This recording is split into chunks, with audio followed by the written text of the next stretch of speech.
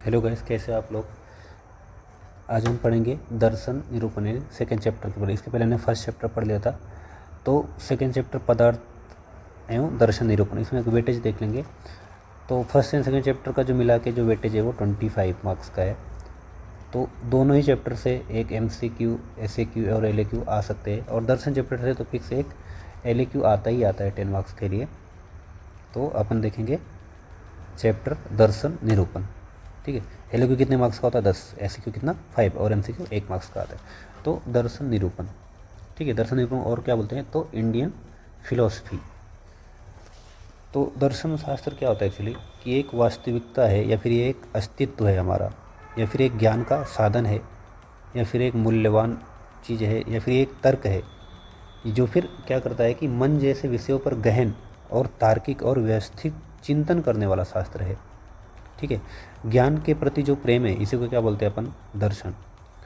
जो जो जीवन के जो मूलभूत प्रश्न है, जैसे हम कौन है, सत्य क्या है, हमारी नैतिकता क्या है, इसकी क्या करता है ये खोज करता है। या फिर यह सोचने के जो कौशल, या फिर जो तार्किक विश्लेषण है, या फिर जो आलोचनात्मक सोच है उसको विकसित करता है। ठीक है, जिससे क्या करता है हमारे विचारों को आकार मिलता है। ठीक है, तो हमारे जो दर्शन का जो परिचय वो देख लेते हैं कि जो दुख के निवारण के लिए भारतीय दर्शन का उद्भव हुआ है।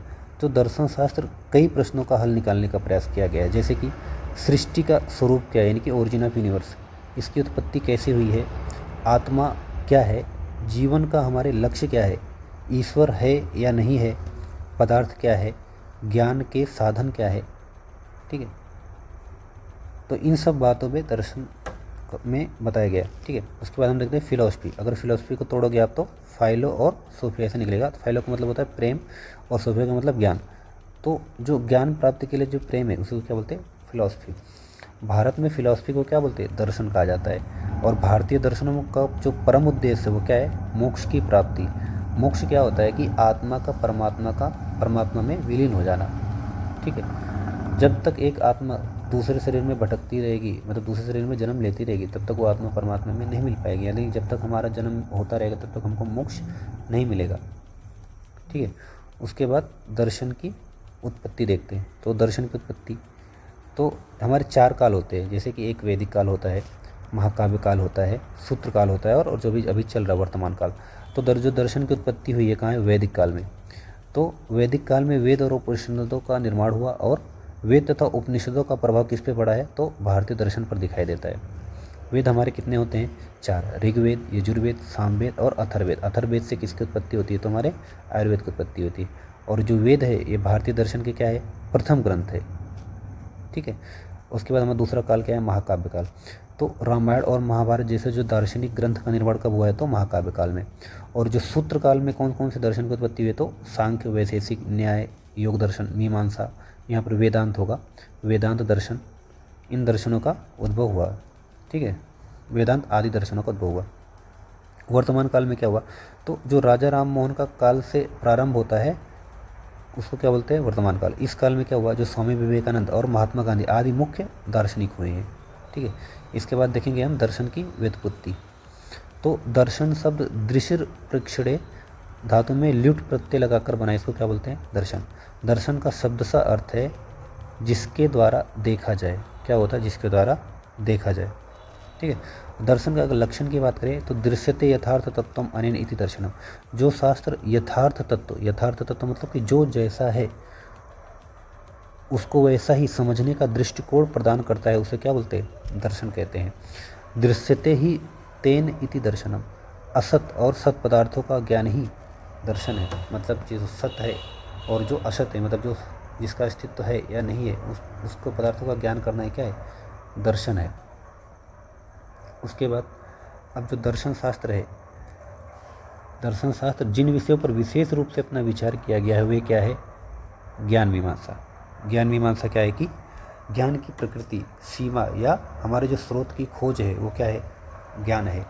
उसके बाद है नीति मीमांसा। नीति मीमांसा क्या है नीति शास्त्र यानी कि इथिक्स, सही गलत या अच्छा या बुरा और नैतिक व्यवहार का अध्ययन, यही क्या है ज्ञान शास्त्र है नीति मीमांसा। इसके बाद हमारा क्या है तत्वमीमांसा। तो तत्वमीमांसा क्या होता है, यानी कि मेटाफिजिक्स, यानी कि वास्तविकता और जो अस्तित्व की प्रकृति, यानी कि जो ईश्वर है, आत्मा है या जगत है, इसका अध्ययन करना, इसको बोलते हैं क्या है, तत्वमीमांसा। इसके बाद हमारा तर्कशास्त्र। तर्कशास्त्र मतलब सही तर्क और तर्कों की जो संरचना का अध्ययन है, उसको क्या बोलते हैं, तर्कशास्त्र, यानी कि लॉजिकल थिंकिंग। उसके बाद क्या है हमारा सौंदर्य शास्त्र, यानी कि जो हमारा कॉस्मेटिक्स है, ठीक है, उसके बारे में। अगर हम बात करें दर्शन की संख्या के बारे में, तो एक ग्रंथ है जो है सर्वदर्शन संग्रह नामक ग्रंथ। इसमें कुल 16 भारतीय दर्शनों का वर्णन है, ठीक है, लेकिन हमको इतने सारे नहीं पढ़ने हैं, हमको सिर्फ 9 दर्शनों के ही बारे में पढ़ने हैं। 6 आस्तिक दर्शन और 3 नास्तिक दर्शन के बारे में पढ़ने हैं, ठीक है।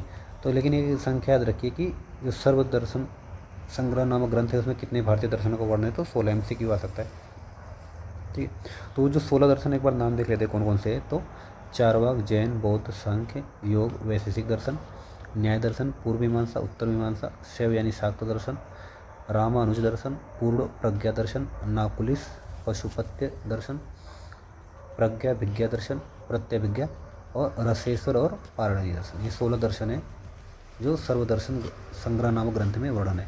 इसके बाद दर्शन के जो प्रकार है, यानी कि जो क्लासिफिकेशन है, वैसे तो जो भारतीय दर्शन का उत्पत्ति क्रम निश्चित करना कठिन है, फिर भी जो भारतीय दर्शनों का जो मूल स्रोत वेद है, दर्शनों को 2 भागों में बांटा गया है। एक तो कौन से, आस्तिक दर्शन, दूसरा क्या है, नास्तिक दर्शन।